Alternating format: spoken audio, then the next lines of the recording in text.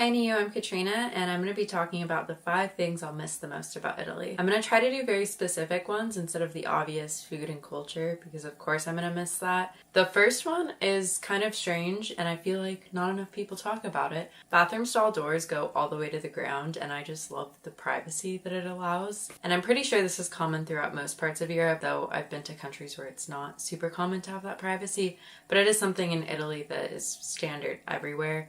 And I just love being able to have ultimate privacy, I guess. The second thing I'm going to miss is the grocery store. I know I kind of talked about food in the things I miss about the United States video, but I am going to miss the grocery store in Italy. There's one just across the street from my apartment complex, and it's very cheap. It's a discount store, and I can get pretty much everything I need there. It's very fresh, great quality, because I think there's more regulations when it comes to preservatives in food. Next thing I'm going to miss is that I have in-unit laundry.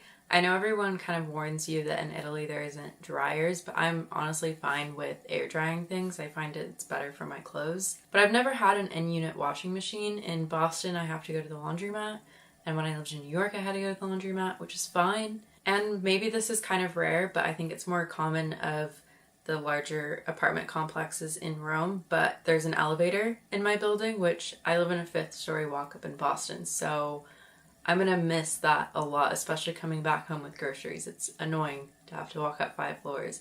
And even though I'm only on the 3rd floor now, it's still really nice to have that elevator. I am gonna miss the history here. I know, of course, there's a lot of history in Boston as well, but I'm really interested in World War II history. And Italy obviously has a very complex history when it comes to that time period, and it's been great to learn about it through my Italian cinema class because it gives it more of a historical context as well. And I guess the last thing I'm gonna miss, which kind of ties into the history of Europe as well, is I'm gonna miss the train systems here. I'm from the West Coast, where public transportation is just not what it is even on the East Coast, and so going back to that for the summer is gonna be a shock. And spring break was great for me because I went on a Soviet night train, and that was the most incredible experience because it was basically a museum on a train. I've been really grateful that I've had the opportunity to see all of this history while in Italy, but maybe when I'm back in Boston I'll visit some of the Massachusetts historical homes to get